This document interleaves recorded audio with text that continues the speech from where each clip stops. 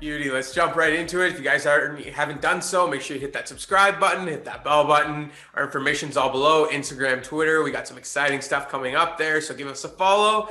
And yeah, without further ado, let's dive right into this card, man. What a way to kick off UFC 258, man. I'm really excited for these high-flying prospects that we got in Gillian Robertson and Miranda Maverick. Obviously, we have a little bit of bias towards them, which we'll dive into as we go. So, Gillian comes in with a 9-5 record. We had the pleasure of interviewing her. Super sweet girl. If you haven't checked out that interview, it's on our YouTube account. She kind of gave us a little bit of insight on what she's working on, who she's working with, training hard with Jose Shorty Torres, Dean Thomas, putting in that work to really become a champ. So we're excited to see what she has in store. She comes in with that 9-5 record. She did lose her last bout to Taylor Santos in December, which she goes in depth in our interview talking about. So again, if you haven't checked it out, go check it out. But really looking forward to seeing her back in the ring against Miranda Maverick, not on short notice, full camp, seeing how she can do there. On the flip side, we got Miranda Maverick, who actually highlights our February prospects video in the UFC. She's actually taking that #1 spot, and that tells you how much hype there is around this girl. She's actually no joke. She's 8-2, made her UFC debut back in October. She defeated Liana Jojua in that one. There was a doctor stoppage with a mean cut from the elbows. Rightfully so, a doctor stoppage there. My eyes started watering already. Yeah, it was a mean cut for sure. So This one's going to be a great one. Give us a little more information on this one, Siraj.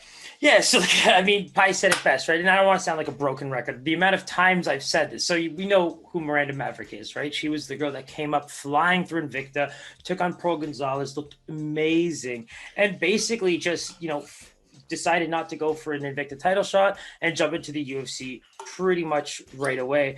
I've been pretty impressed with everything we've seen, right? Like she showed really good striking against Liana Jojua. The main thing about that cut was it was that elbow, right? That just came flying in right across that nose. And you could even tell Liana Jojua, who was looking like a pretty good striker and getting some of her own damage in there. The few times that she did land those, she couldn't help but have to touch it herself and be like, oh shit, what's going on? They were very heavy strikes. These are the things that, if you're watching tape and want to keep track of, obviously she's kind of working in these jabs with these body kicks. I felt like the jab itself, even if it's a fake, it could be a little crisper and things like that. But, I think she looks phenomenal for how good her grappling looked in previous fights. And the striking really is coming together. She's the real deal. And that's why we put her at #1. The one thing I kind of laugh at, right, is when you go into Gillian Robertson a little bit, like you said, if you haven't checked out the interview, please go check that out. She's a phenomenal fighter. And it's really interesting kind of see what goes into it. But I think she's really underrated, right? At 25 years old, when you really dive into her record, man, it's incredible to see. Not only she's taking every single fight that UFC throws at her, whether it's on short notice or not, but it's against very, very talented fighters, right? We're talking about Taylor Santos, Maycee, Barber, Mara Silva, and the people that I'm naming are very, very good strikers. And let's be real, Gillian Robertson knows that she is a phenomenal Brazilian Jiu-Jitsu fighter with improving striking. So taking these fights, with also training, like you said, with Jose Shorty Torres and Dean Thomas, she's really becoming that real deal fighter, right? Because at 25 years old, let's go deeper. This is going to be her 10th UFC fight, so can't be putting her on UFC prospect watches either. But she's 6-3. So at 25, 6-3, we mentioned the 3 losses. The combined record of her 3 loss fighters are 32-3. That is insane to me. So if we're saying that those are her 3 losses, you know what I mean? She's definitely choosing to just dive in with the sharks and go swimming. You know what I mean? So I think that is where you see a lot of those mixed martial arts records from back in the day, where everybody just fought everybody.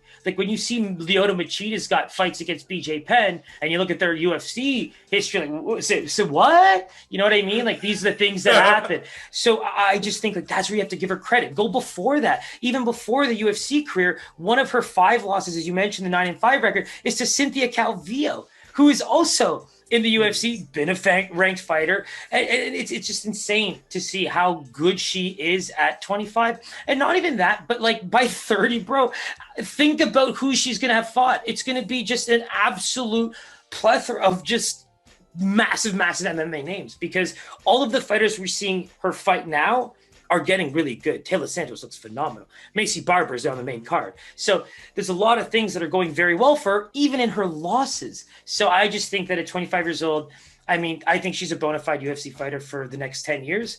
And she has the drive to just keep working. You've heard it. You know, she just keeps working and working and working. For sure. We know she has that champ mentality. It's what's on her mind. So wouldn't be surprised to see her get there in the next few years for sure. Before we dive into the lines, just want to let you guys know, these lines are going to be a shock to me as well. I have not seen them, and they actually just got released. So it's going to make this game a little more spicy, and it's going to be a lot more fun. So, before we dive right into these lines, anything else you want to touch on? Man, it's so funny. Just a couple of things. I'm really upset that we lost the Chris Weidman and Uriah Hall fight on this card. That was something I just wanted to quickly throw out there. That would have been a nice little addition to this card, right? Because I think one of these fights could even jump up to the main card. Preferably that first fight on the prelims. But we'll see how it goes. The main event on there would just look so good. But I think that's a fight that we kind of lost out on, especially in the middleweight division, for how these guys have looked in their last two fights, coming back the way they have. I think. It's really sad, right? For me, I did so well on that last card. I don't know if I'm even going to do that well because I always come back and it's like sophomore slump galore. And the worst part is, how much easier mine and Azan's life would be if we got to look at lines earlier? Like, I can't even tell you how much easier our lives would be because the amount of work that goes into a Saturday for us is insane because of this reason. So, without further ado, let's get right into it, my boy. I got faith, man. You're going to do well here. So let's dive right into that first one. Who do you see as the favorite and by how much here? I keep telling myself, like, we have to do the Vegas thing, right? If you and I had a side conversation about this event, I'd be curious to see where our line would be. But, the way we got to do it, the game's played by picking the Vegas rules, right? That's the man that wants it. That's the man we put. That's what we play. So I just chalk it up to this. I don't think that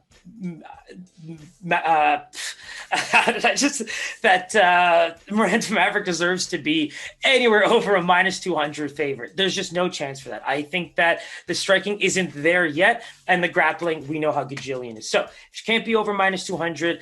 I just think that there's going to be enough bias, there's going to be enough hype to not make it a pick'em. So I'm going to have to throw it a -160 final answer.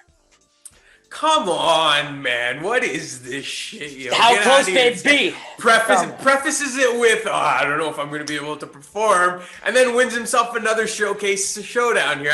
I think with you're within the range. What's showcase showdown? You get $100 leeway? Yeah, it's something like that. Yeah, I think something like that. Yeah. You're within 3 basis points of the actual line. So bring out the man here. I love seeing this man. Oh, your boy. Bring out the man. Where's my mic? Well done, man. Good start here. Good start. Miranda Maverick comes in at a -163 favorite. Like I said, only 3 basis points off of what Spooky was thinking here. So, great call. Do you have a lean either way on this one? I do want to ask you if you have just fighters, or do you have, because it's pay-per-view, do you think they've released the prop bets as well? Nothing yet. That sucks. Just so keep a note on the unders here. These are 2 very violent girls. They're going to go in. They're going to go in for it. You know what I mean? And they both have the ability to finish. And so I just think that, even if this is a 3-round fight, the way they fight, I just think that there is a very good chance that given the fact that, female fights tend to go the distance, and that seems the way the Vegas lines tend to show. I just think that's one that you can kind of keep an eye on as well. Yeah, for sure. And, kind of reviewing previous lines and stuff, it shows the respect level that Gillian Robertson is getting. As, Miranda Maverick in her last fight was a massive favorite. I believe it was -450 or something. So, for her to be getting closer to that pick'em is kudos to Gillian Robertson for sure. Yeah, because we were talking about that before in the Liana fight. It's just it's kind of crazy to think that was the massive difference. And going into this one, you just have to give the props where it belongs. That was a true treat. Make sure you hit that subscribe button, hit that bell button if you haven't already done so. Instagram, Twitter, all that good stuff is down there. Give us a follow. Pics will be on there. Always a treat with you, Mr. Sukumar. My man, Mr. Paisat. We'll see you guys soon, man.